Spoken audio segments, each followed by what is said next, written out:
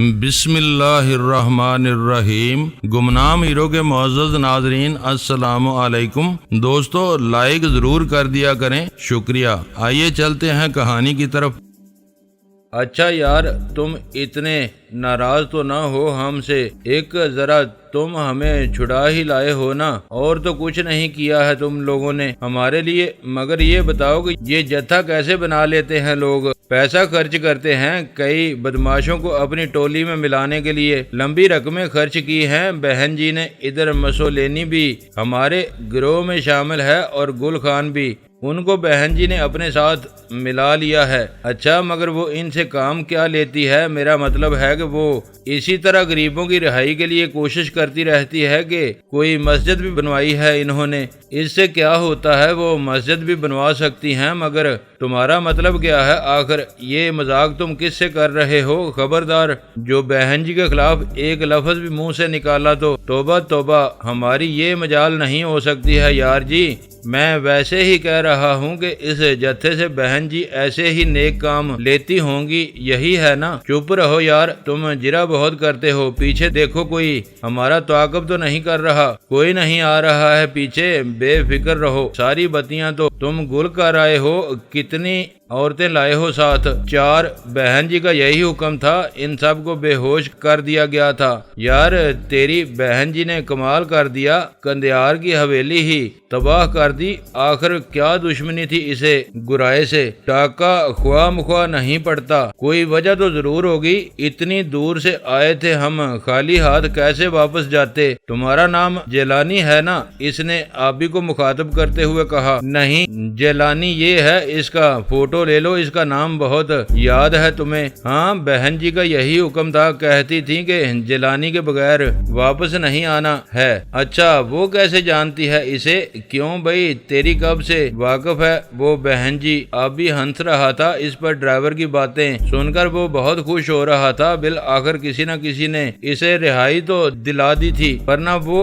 اپنی فاتح پڑھ ہی چکا تھا اور اسے کندیار سے زندہ باہر نکلنے کی امید نہیں تھی۔ مجھے کیا پتا، میں نے تو آج ہی نام سنا ہے ان بہن جی کا۔ پر یہ بتاؤ ڈرائیور صاحب، وہ آدمی کون تھا جو ہمارے ساتھ والے کمرے میں بند تھا؟ اسے شاید کئی دن سے کھانا بھی نہیں ملا تھا، بہت کمزور ہو رہا ہے وہ، اس کا تو بہت برا حال ہے۔ پتہ نہیں کون ہے وہ، مگر وہ ہے کون؟ کس لیے بند تھا وہ اس قید خانے میں؟ پتہ نہیں، بس بہن جی کا حکم تھا، اسے بھی ضرور ساتھ لانا ہے۔ جوری میں سے البتہ ہمیں کچھ نہیں مل سکا ہے، اس کا ہمیں بہت افسوس ہے۔ اس گرائے نے اپنی ہی جیل بنا رکھی تھی، اسے بھی ساتھ لائے ہو کہ نہیں؟ اس کو تو لانا ہی تھا، اصل مجرم تو وہی ہے میرا خیال ہے۔ بہن جی اس کے لیے گولی کا حکم دیں گی، بہت غصہ ہے انہیں اس گرائے پر۔ تیرے منہ میں گھی شکر، یار تو آدمی بہت بیبا نظر آتا ہے مجھے۔ لے یہ سگریٹ پی، خدا تجھے ایسی کئی کامیابیاں عطا کرے۔ آبی نے پیکٹ اس کی طرف بڑھا دیا، اس نے بائیں ہاتھ سے سگریٹ لیا اور جیب سے لائٹر نکال کر اسے سلگا لیا۔ میرا خیال ہے میں یہ کام بہتر طریقے سے کر سکتا ہوں، میرا نشانہ بہت اچھا ہے، آبی نے خوش ہو کر کہا۔ ڈرائیور کے چہرے پر پہلی بار مسکراہٹ نظر آئی، بولا، تم آدمی بہت مزے کے معلوم ہوتے ہو۔ بہن جی سے تمہارا کیا تعلق ہے؟ ان کو تو ہم نے دیکھا نہیں، پتہ نہیں وہ کیوں ہم پر اتنی مہربان ہو گئی ہے۔ اچھا، مجھے حیرت ہے، بہرحال ٹھیک ہے، آپ کو ہم ان تک پہنچا دیں گے۔ ٹرک اب بڑی سڑک سے ہٹ کر ایک تنگ سی اینٹوں کی بنی ہوئی سڑک پر چل رہا تھا۔ کوئی 1.5 گھنٹے میں ہم دریا پر جا پہنچے، ان کا انتظار مکمل معلوم ہوتا تھا۔ دریا کے کنارے ایک بڑی سی کشتی کھڑی تھی، اتنی بڑی کہ اس میں وہ منی ٹرک پورا سما سکتا تھا۔ ڈرائیور نے کیا بھی یہی، ٹرک کو سیدھا کر کے اس نے کشتی تک پہنچا دیا۔ میں تو سمجھا وہ ڈوب ہی جائے گی، مگر نہیں، کشتی میں جو ملاح سوار تھے فوراً ہی کشتی کا انجن سٹارٹ کر کے دوسری طرف بڑھنے لگے۔ وہ دریائے سندھ کا بہت چوڑا پاٹ تھا اور اس میں ایسی ہی کشتیاں ڈال دی گئی تھیں۔ کچھ ہی دیر بعد ہم دوسرے کنارے پر جا پہنچے، وہاں دریا کا بہاؤ تیز نہیں تھا، مگر اس کی گہرائی کی تو قسم کھائی جا سکتی تھی۔ کشتی سے اترتے ہی وہ منی ٹرک دائیں طرف بڑھا اور کوئی آدھا گھنٹے میں ہم ایک پہاڑی کے سامنے جا پہنچے۔ اس کی گھنی جھاڑیاں راستہ نہیں دیتی تھی مگر ان میں مختلف پگڈنڈیاں سی بنی تھیں۔ ٹرک میں موجود ان لوگوں نے بے ہوش آدمیوں کو کندھوں پر ڈالا اور ہمارے آگے چل دیے۔ وہ اس ورزش کے عادی معلوم ہوتے تھے۔ ان کے ساتھ 4 عورتیں تھیں اور 2 مرد، اور وہ سب کے سب چادروں میں لپٹے ہوئے تھے۔ یوں لگتا تھا جیسے انہیں ابھی وہ اسی حالت میں کسی جگہ لے جا کر زمین میں دفن کر دیں گے۔ پہاڑی خاصی اونچی تھی۔ وہ لوگ کئی موڑ مڑنے کے بعد بڑے غور سے اپنے ساتھیوں کو دیکھنے لگے۔ انہیں یہ شک تھا کہیں کوئی غیر آدمی ان کے درمیان نہ آ ٹھہرا ہو۔ کچھ ہی دیر بعد وہ ہمیں اپنے ساتھ لے کر گھنے جنگل میں گھس گئے۔ اب ہم ایک غار کے منہ پر کھڑے تھے۔ 2 پہرے داروں نے آگے بڑھ کر ان کا استقبال کیا۔ وہ انہیں دیکھتے ہی پہچان گئے تھے۔ کتنے آدمی لائے ہو؟ ایک پہرے دار نے پوچھا۔ وہ ملیشیا کی وردی پہنے ہوئے تھا۔ یہ 8 آدمی ہیں۔ 4 آدمی اور 2 مرد بے ہوش ہیں اور 2 زندہ سلامت ہیں۔ ڈرائیور نے کہا چلو ان کو اندر لے چلو اور ان کی نگاہ رکھو۔ گل خان، ایک آدمی نے بڑے تحکم امیز لہجے میں کہا۔ تب مجھے پتا چلا کہ گل خان کسی مصیبت کا نام ہے۔ وہ ٹرک کے پچھلے حصے میں بیٹھا تھا۔ بڑا دیو ایکل جوان تھا۔ وہ عمر اس کی یہی کوئی 32 سال ہوگی۔ آنکھیں اس کی حیرت انگیز حد تک بڑی تھیں۔ وہ آدمی کو دیکھتا تو اس پر کب کبھی طاری کر دیتا تھا۔ پنجے میں اس کے شیر ایسی طاقت تھی اور بہن جی نے اسے بھی رام کر لیا تھا۔ ڈرائیور نے بتایا تھا کہ اس نے بڑی رقمیں خرچ کر کے وہ گروہ تیار کیا تھا۔ گل خان کو خدا جانے اس نے کتنی رقم دی ہوگی۔ اس نے مجھے اور آبی کو غار کے اندر جانے سے روک دیا۔ بولا آپ ادھر ہی کھڑے رہیں، بہن جی جو حکم دیں گی وہی ہوگا۔ یہ کہہ کر اس نے مجھے کلائی سے پکڑ کر ایک طرف کر دیا۔ عورتیں اندر چلی گئیں تو دونوں مردوں کو بھی وہ غار میں لے گئے۔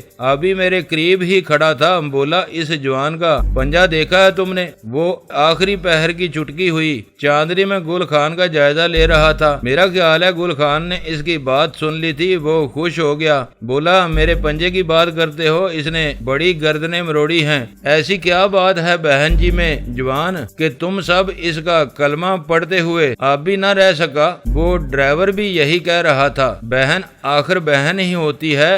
سندھو کو پتا ہے کہ وہ کس کو بات کر رہا ہے۔ گل خان نے اپنا پنجہ پھیلاتے ہوئے کہا۔ اتنے میں مسولینی باہر آ گیا۔ دونوں بے ہوش آدمی اس کے پیچھے آ رہے تھے۔ اس کے ساتھیوں نے انہیں کندھوں پر ڈال رکھا تھا۔ بہن جی کا حکم ہے کہ ہم ان دونوں کو ابھی فرید پور پہنچا دیں۔ آپ بھی آئیں بھائی جی، ٹرک میں بیٹھ جائیں۔ مسولینی گہرے بدن کا بہت چاقو چوبند آدمی تھا۔ اس کے نچلے ہونٹ کے قریب زخم کا گہرا نشان تھا اور جب وہ بات کرتا تھا تو اس کی بائیں آنکھ خود بخود پھٹکنے لگتی تھی۔ تو چلو پھر ٹرک کی طرف نکل چلو۔ یہ گویا ابھی تک بے ہوش ہے۔ ہاں اس رومال نے اپنا کام دکھا دیا ہے۔ سب کے سب بے ہوش ہیں۔ مسولینی نے ٹرک کی طرف دونوں آدمیوں کو بگاتے ہوئے کہا۔ کچھ ہی دیر بعد ہم دوبارہ ٹرک میں جا بیٹھے۔ سندھو بھی ان کے عقب میں آ رہا تھا۔ وہ بھاگ کر اپنی نشست پر بیٹھا تو گل خان اس کے ساتھ براجمان ہو گیا۔ ہم ٹرک کے پچھلے حصے میں جا بیٹھے۔ ہم نے راستے بھر بہت کوشش کی کہ ہمارے ساتھ 2 آدمی بیٹھے تھے ان سے اس شخص کے بارے میں معلوم کر سکیں۔ گرائے کے ساتھ بے ہوش پڑا تھا مگر وہ منہ سے کچھ بولتے ہی نہیں تھے۔ ابھی نے مجھے ان سے مزید بات کرنے سے روک دیا۔ بولا ان پر لعنت بھیج یار، دیکھتا نہیں کیسی منحوس شکل ہے ان کی۔ مجھے اس بہن جی پر حیرت ہو رہی ہے۔ یہ ہے کون آخر؟ میں بھی یہی سوچ رہا ہوں مگر میری سمجھ میں کچھ نہیں آ رہا ہے۔ وہ میرا نام بھی جانتی ہے۔ تو اب نامی گرامی آدمی بن چکا ہے بھائی۔ ہر تھانے میں تیری تصویر لگی ہوئی ہے۔ کوئی معمولی آدمی تو نہیں ہے تو۔ آبی نے پچھلے پہر کے چاند پر نظر ڈالتے ہوئے کہا۔ وہ جب میرا مذاق اڑاتا تھا تو اس کی یہ عادت تھی کہ مجھ سے آنکھ ملا کر بات نہیں کرتا تھا۔ تو بھی کچھ کم مشہور نہیں ہے استاد، اس محکمے کا ڈپٹی ڈائریکٹر تو بھی بن چکا ہے۔ اب دعا مانگ کے ہماری یہاں سے خلاصی ہو جائے۔ اس گرائے کو تو ان لوگوں نے زیادہ ہی بے ہوش کر رکھا ہے۔ یہ ہے بھی اسی قابل۔ میرا خیال ہے اس کو خلوت کی حالت میں پکڑا گیا ہے۔ سالہ صرف چادر پہنے ہوئے ہے۔ ہاں لگتا یہی ہے۔ اس کے منہ سے تو ہر وقت عورتوں کے سک سرمے کی بو آیا کرتی ہوگی۔ بہت عیاش آدمی ہے یہ۔ پتہ نہیں اس کے بیوی بچے بھی ہیں کہ نہیں، ضرور ہوں گے، بے اولاد تو مرنا یہ پسند نہیں کرے گا۔ اب یہ ٹرک کس طرف جا رہا ہے؟ میرا خیال ہے کہ سڑک سیدھی فرید پور جاتی ہوگی، یہی نام بتایا نا ان لوگوں نے۔ ہاں پتہ نہیں اب ہمارا کیا حال ہوگا، اگر وہ ہمارے دشمن نکلی تو پھر سمجھو ہمیں عبور دریائے شور کی سزا سنائے گی۔ کبھی سنی ہے یہ سزا؟ پتہ نہیں تیرے والد صاحب کو شاید عدالت نے یہ سزا سنائی ہو۔ باقی نہیں ہوئے، وہ بہت نیک آدمی تھے، یہ سزا تیرے ایسوں کے لیے ہی سنائی جاتی ہے۔ کہتے ہیں کہ اس میں آدمی کو دریائے سندھ کے اس کنارے سے اس کنارے تک سردیوں میں بار بار گزرنا پڑتا ہے۔ کیا مطلب؟ یعنی عبور دریائے شور کا یہ مطلب ہے؟ ہاں، آدمی کو سردیوں میں اتنی بار دریا عبور کرنا پڑتا ہے کہ بیچارے کی کلفی جم جاتی ہے اور آخر میں وہیں جان دے دیتا ہے۔ نہیں یار، یہ بڑی ظالمانہ سزا ہے۔ میرا خیال ہے کہ عبور دریائے شور کا یہ مطلب نہیں ہے۔ میں نے اس کی بات ماننے سے انکار کر دیا، مگر وہ بہت سنجیدہ نظر آتا تھا۔ ٹرک کی دیوار کے ساتھ ٹیک لگا کر اس نے سگریٹ سلگا لیا۔ بولا، تجھے جب پتا چلے گا، جب تجھے یہ سزا سنائی جائے گی، دریائے سندھ وہ تجھ سے دسمبر میں پار کروائیں گے تاکہ تیرا کلا کمان جلدی ہو سکے، ورنہ عام موت تو مرنے کا نہیں ہے۔ میرا خیال ہے مغز ٹھکانے نہیں رہا۔ تجھے یہ تک معلوم نہیں ہے کہ اس ہماری بہن جی نے آخر اس گرائے کو پکڑا کس لیے ہے؟ دیکھ تو کتنا معصوم نظر آتا ہے یہ سالہ، جیسے ابھی ٹک ٹک روتے روتے سو گیا ہو۔ میں نے گرائے کے چہرے پر نظر ڈالتے ہوئے کہا، دوسرا آدمی واقعی بہت ہی نڈال ہو رہا تھا، مگر جب میں نے اسے غور سے دیکھا تو میں یہ دیکھ کر حیران رہ گیا کہ اس کی شکل و صورت گرائے سے اس قدر ملتی تھی کہ ان دونوں میں پہچان مشکل تھی۔ ان کا قد کاٹ بھی ایک جیسا تھا اور چہرے کے نقوش میں تو اس قدر مشابہت تھی کہ دونوں میں تمیز نہیں کر سکتا تھا، اور ان دونوں کو ان لوگوں نے لاشوں کی طرح ہمارے سامنے ڈال رکھا تھا۔ حالت ان کی یہ تھی کہ ٹرک کی ہر حرکت پر ان کے سر کبھی یوں ہلتے تھے، کبھی یوں۔ انہیں اس بے ہوشی کے عالم میں خود پر قطعاً کوئی اختیار نہیں تھا۔ کلوروفارم انہیں کچھ زیادہ ہی سنگھا دیا گیا تھا۔ ابھی نے بھی ان کی اس بے مثال مشابہت کو پہچان لیا تھا۔ وہ کبھی گرائے کو دیکھتا تھا اور کبھی دوسرے آدمی کو جس کا نام ابھی ہمیں معلوم نہیں ہو سکا تھا۔ بولا، یار یہ میں کیا دیکھ رہا ہوں؟ دونوں میں اتنی مشابہت ہے کہ ان میں تمیز کرنی مشکل ہے۔ ذرا دیکھ تو انہیں۔ ہاں، معلوم یہ ہوتا ہے کہ ایک ہی باپ کے بیٹے ہیں، ایک ماں کے بھی تو ہو سکتے ہیں۔ ہاں، ان میں حیرت انگیز مشابہت ہے۔ ارے میں اب سمجھا کہ اس بہن نے اس آدمی کو کیوں وہاں سے نکالا ہے۔ اسے کیا فائدہ ہوگا؟ فائدہ تو میرا خیال ہے مکرم علی اٹھا رہا تھا۔ اس مشابہت کی بنا پر ہو سکتا ہے کہ یہی شخص قندیار کی جاگیر کا اصل وارث ہو۔ ہماری باتیں چلتے ٹرک میں وہ دونوں آدمی نہیں سن رہے تھے جو دوسری دیوار کے ساتھ لگے بیٹھے تھے۔ ابھی کچھ زیادہ ہی خوابناک کیفیت میں گر گیا۔ بولا، یہ کوئی گہری سازش معلوم ہوتی ہے مجھے، ورنہ یہ دونوں آدمی ایک ہی حویلی میں اس طرح نہ ملتے کہ ایک تو سالہ سال سے قید تھا اور دوسرا بے حد آزاد، بلکہ شترے بے مہار۔ ہاں، بات کچھ ایسی ہی لگتی ہے۔ بہن جی سے مل کر ہی معلوم ہوگا کہ یہ قصہ کیا ہے۔ اب کوئی 15 میل آگے جا کر ایک گاؤں میں ٹھہر گیا۔ اس وقت پو پھٹ رہی تھی۔ ٹرک درختوں کے جھنڈ سے نکل کر ایک کچے لپے پتے گھر کے سامنے جا ٹھہرا۔ سندھو نے ٹرک چھوڑ دیا۔ دونوں آدمیوں کو ان لوگوں نے پھر کندھوں پر اٹھایا اور مکان کے اندر لے گئے۔ گل خان اور مسولینی بھی ہمارے ہی ساتھ چل رہے تھے۔ سندھو ہمارے ساتھ نہیں آیا، وہ ٹرک کے پاس ہی ٹھہرا رہا۔ جب ہم مکان کے اندر پہنچے تو یہ دیکھ کر ہمیں حیرت ہوئی کہ باہر سے اس مکان کی دیواریں اگرچہ کچی تھیں، مگر اس کے کمرے پختہ اینٹوں کے بنے ہوئے تھے اور ان کے سامنے بڑا سا برآمدہ تھا۔ ان بے ہوش آدمیوں کو برآمدے میں بڑی چارپائیوں پر ڈال دیا گیا تو وہ دونوں آدمی جو انہیں اندر لائے تھے فوراً ہی باہر نکل گئے۔ اب گل خان اور مسولینی ہمارے سامنے کھڑے تھے، ان کا استقبال کرنے کوئی آدمی باہر نہیں آیا۔ کمروں کے دروازے اندر سے بند تھے اور صرف ایک ادھیڑ عمر عورت ہی ہمارے سامنے کھڑی تھی جس نے دروازہ کھولا تھا۔ بولی اندر جا کر بہن جی کو اطلاع دو، کہو گل خان آیا ہے۔ خوش آمدید گل خان، کیا خبر لائے ہو؟ ایک بڑی ہی گمبھیر آواز نے اس کا استقبال کیا۔ کوئی عورت تھی جس کا لب و لہجہ پشتونی معلوم ہوتا تھا، وہ بلا شبہ سرحدگی رہنے والی معلوم ہوتی تھی۔ سلام بہن جی، میں گرائے اور تجمل حسین کو لے آیا ہوں اور یہ دونوں آدمی بھی حاضر ہیں۔ اس نے ہمیں دیکھتے ہوئے کہا، ان میں سے ایک کا نام غلام جیلانی ہے اور دوسرے کا نام اسلم آبی ہے۔ بہت اچھا کیا ہے تم نے، اس گرائے کو پچھلے کمرے میں ڈال کر ہوش میں لاؤ اور اس تجمل حسین کو بھی گرائے کو باندھ کر رکھو۔ یہ ہوش میں آ جائے تو مجھے اطلاع دو۔ آپ بیٹھ جائیں بھائی جی، آخری جملہ اس نے ہم سے مخاطب ہو کر کہا۔ گل خان اور مسولینی نے دونوں آدمیوں کو وہاں سے اٹھایا اور دائیں ہاتھ کے کمرے کا دروازہ کھول کر انہیں اندر لے گئے۔ میں اور ابھی وہیں برآمدے میں بیٹھ گئے۔ محسوس یہ ہوتا تھا کہ وہ عورت ہمیں بڑے غور سے دیکھ رہی تھی۔ کمرے کی کھڑکی میں ایک پردہ سا تنا تھا اور وہ اس کے عقب میں کھڑی ہمارا جائزہ لے رہی تھی۔ جب ہم بیٹھ چکے تو وہ بولی، ہمیں افسوس ہے کہ ہم آپ کی جلد ہی کوئی مدد نہ کر سکے۔ گرائے کو اب اس کی قیمت ادا کرنی پڑے گی۔ قندھار میں آپ کو بڑی تکلیف اٹھانی پڑی۔ جی نہیں، بس بندے رہتے تھے اور تو کوئی تکلیف نہیں تھی۔ جی مگر آپ ہمیں کب سے جانتی ہیں؟ آپ آسیہ کے بھائی ہیں نا؟ جی ہاں، میں اسی کا بد نصیب بھائی ہوں۔ ایسا نہ کہیں، ہمیں آپ کی قید کا جیسے ہی علم ہوا ہم نے ان آدمیوں کو آپ کی طرف بھیج دیا۔ ہم آسیہ کے بڑے احسان مند ہیں۔ ہم اس کی تفصیل میں نہیں جانا چاہتے مگر یہ اس کے احسان کا بدلہ ہے جو ہم چکا رہے ہیں۔ آپ کب سے جانتی ہیں اسے؟ یہ بڑی پرانی بات ہے مگر ہم آپ کو کچھ بتا نہیں سکتے۔ اسی نے ہمیں بتایا تھا کہ آپ کو قندھار میں گرائے نے باندھ لیا ہے۔ بولی، ان کے لیے چائے تیار کرو۔ اس نے اپنی خادمہ کو آواز دے کر کہا، وہ شاید اس کے قریب ہی کھڑی تھی۔ اس گرائے کو آپ نے کیوں اٹھا لیا ہے اور وہ تجمل حسین کون ہے؟ یہ بھی ہم آپ کو جلد ہی بتا دیں گے۔ ابھی آپ آرام کریں، آپ ساری رات کے جاگے ہوئے ہیں۔ نہیں بہن جی، ہمیں معلوم ہونا چاہیے کہ آپ نے یہ مہربانی ہم پر کیوں کی۔ ایک پورا گروہ آپ کا مداح ہے، آپ کے حکم پر وہ ہر کام کر جاتا ہے۔ وہ گرائے کو اٹھا لائے۔ قندھار میں گولی چلی، کوئی نہیں جانتا کہ کتنے آدمی مارے گئے۔ یہ سب کچھ ہمارے لیے بہت حیران کن ہے۔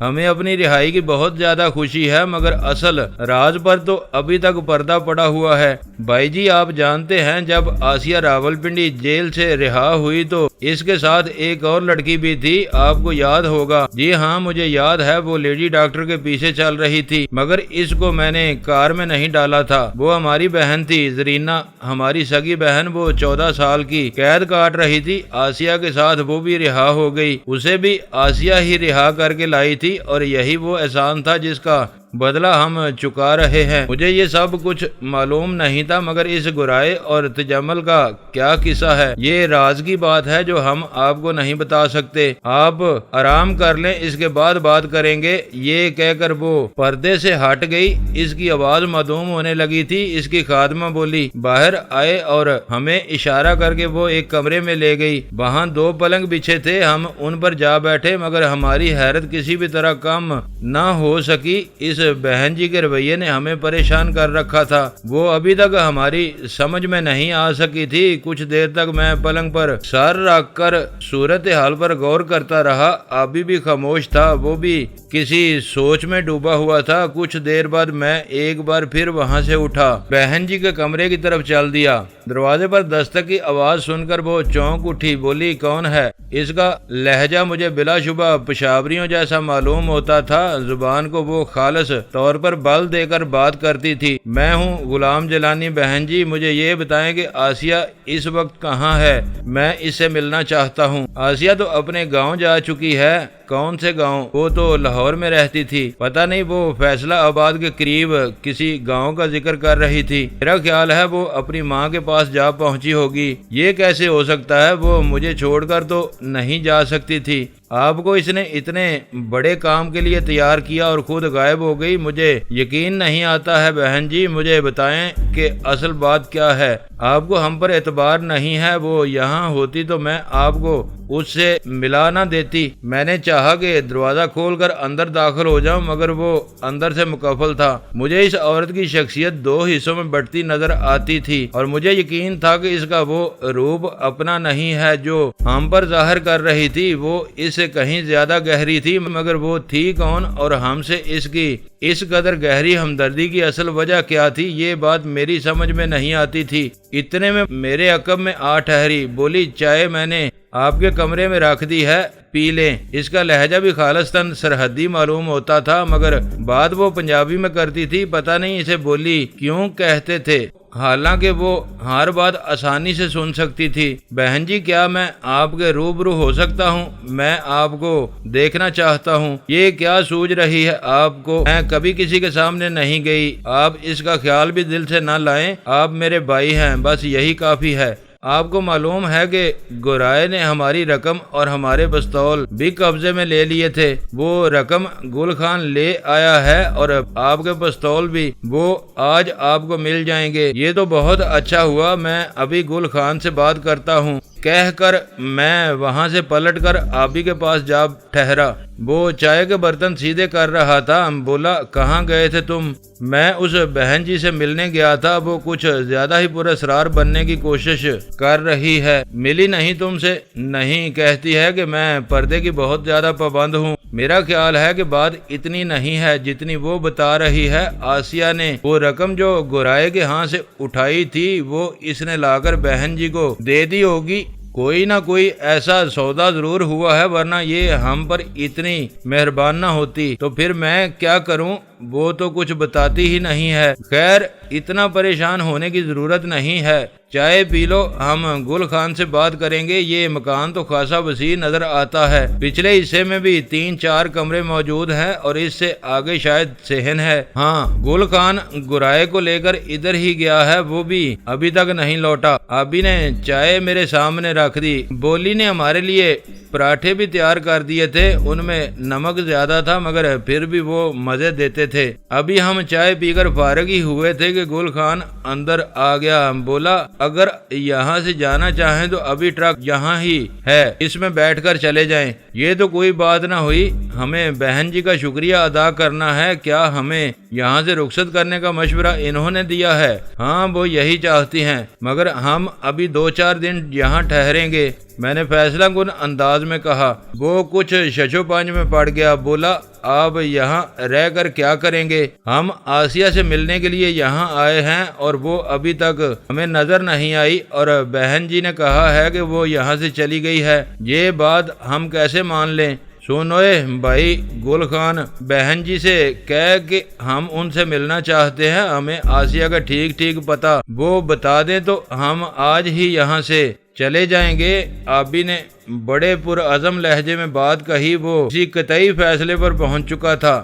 میں ان سے بات کرتا ہوں، مجھے یقین ہے کہ آسیہ کے بارے میں وہ یہی کچھ جانتی ہیں۔ اتنے میں مسولینی بھی اندر آ گیا، بولا میں نے گورائے کو باندھ کر ڈال دیا ہے، اسے ہوش آ چکا ہے، تجمل کو کھانا بھی کھلا دیا گیا ہے، اسے صحت مند ہونے میں کچھ دن ضرور لگیں گے۔ آؤ میرے ساتھ، بہن جی سے پوچھتے ہیں کہ اب ہمیں کیا کرنا ہے۔ یہ کہہ کر گل خان اسے دوسرے کمرے میں لے گیا۔ ہمارا حال اس گھر میں شیش محل کے کتوں ایسا ہو گیا تھا، کچھ سمجھ میں نہیں آتا تھا کہ ہم کس چکر میں پھنس گئے ہیں۔ میں یہ سمجھ رہا تھا کہ بہن جی دراصل آسیہ کا دوسرا نام ہوگا، مگر اس کا پشاوری لہجہ، اس کی آواز کا زیرو بم اس بات کی نفی کرتا تھا۔ وہ کوئی اور ہی عورت نظر آتی تھی۔ جس احسان کا اس نے ذکر کیا تھا وہ اپنی جگہ بہت اہم تھا۔ آسیہ نے گورائے کے ہاں سے جو رقم چرائی تھی وہ اس نے لا کر بہن جی کے حوالے کر دی، اور اتنے تھوڑے سے عرصے میں اس عورت نے اتنے سارے جرائم پیشہ لوگ بڑے منظم طریقے سے اپنے ساتھ ملا لیے۔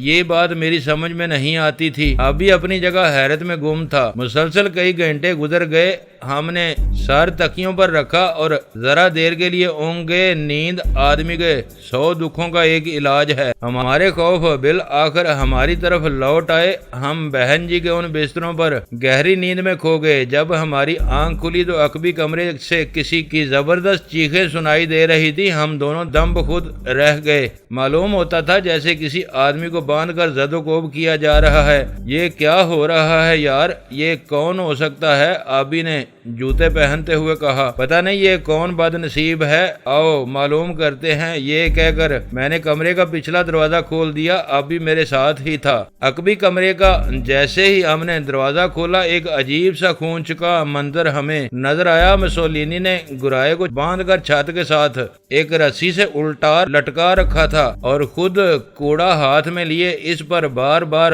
پال رہا تھا۔ اس نے ہمیں دیکھا تو ذرا دیر کے لیے اپنا کوڑا روک لیا، بولا آپ کیوں آئے ہیں ادھر؟ یہ بڑا پیارا منظر ہے اور اس کی چیخیں بہت آرام پہنچاتی ہیں، ان کو سننے کے لیے ہم ادھر آ گئے ہیں۔ ابھی نے مسکراتے ہوئے کہا، مگر اندر سے وہ لرز کر رہ گیا تھا۔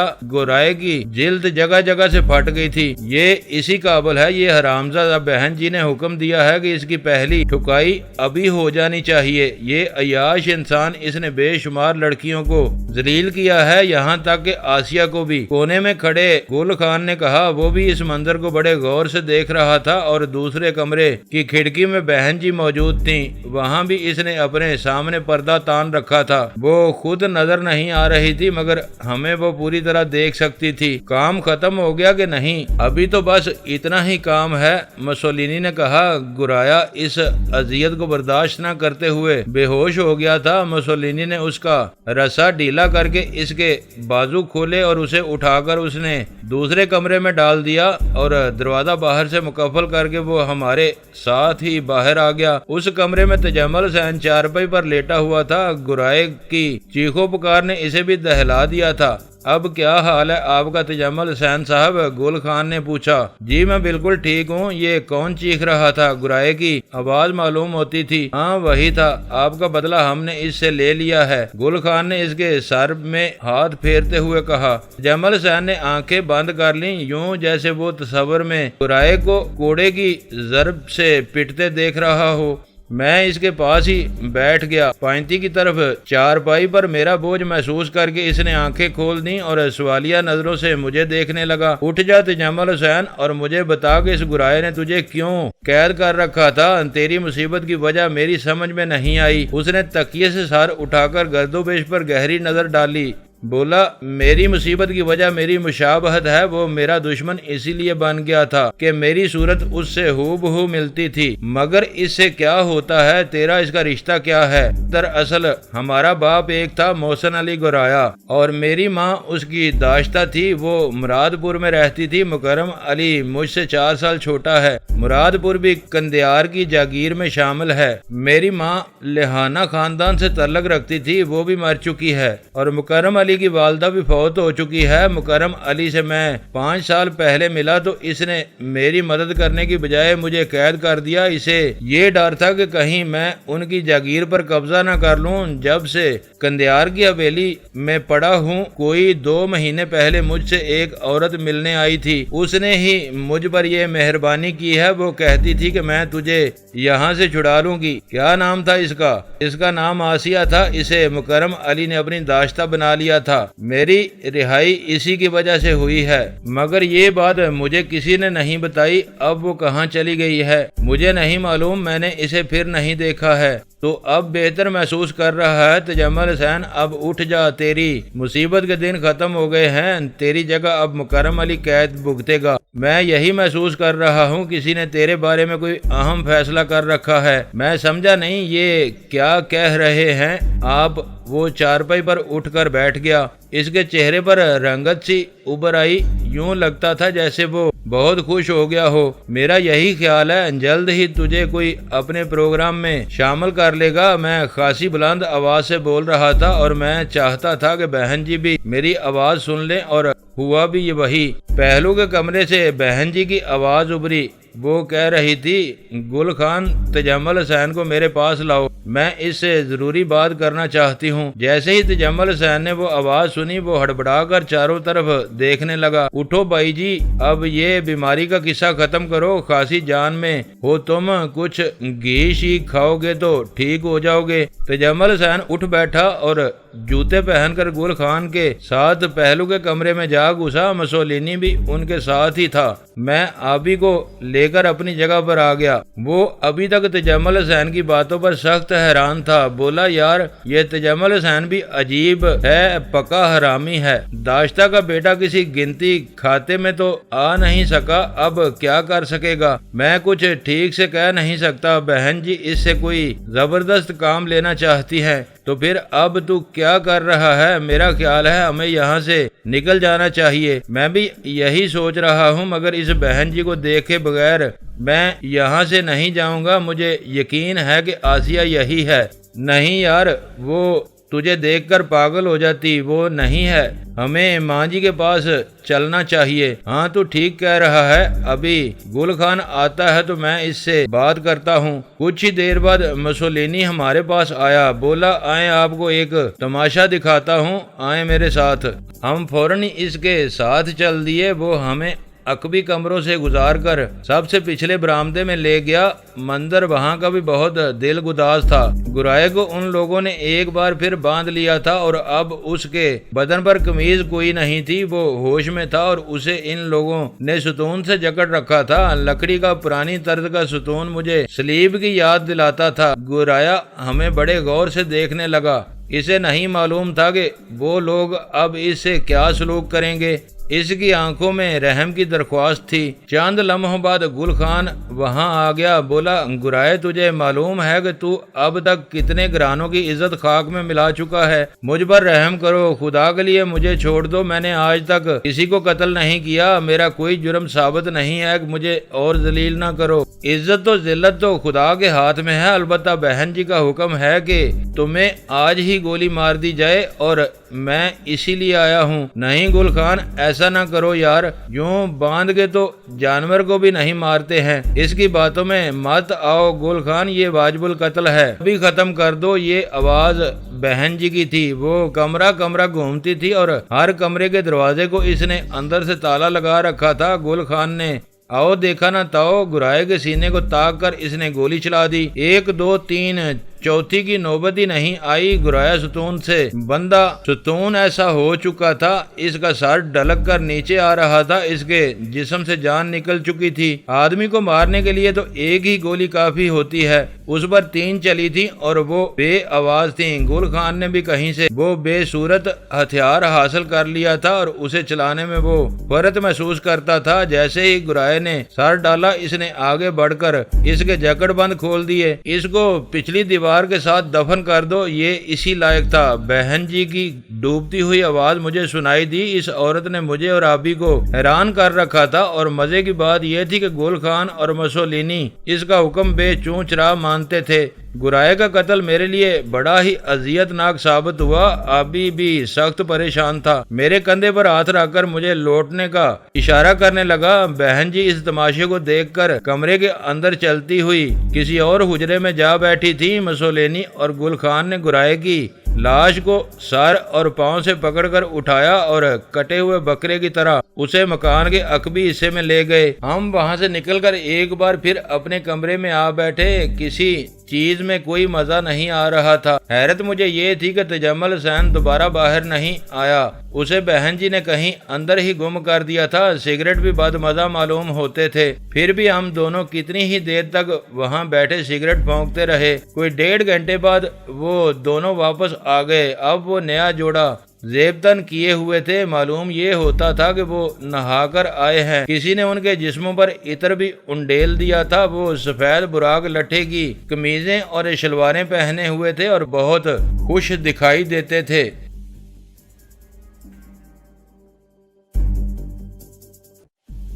دوستو ویڈیو کو لائک ضرور کر دیا کریں۔ ISI پاک آرمی زندہ باد، پاکستان پائندہ باد۔ معزز ناظرین، اپنا خیال رکھیے گا اور اپنے اس چینل کا بھی شکریہ۔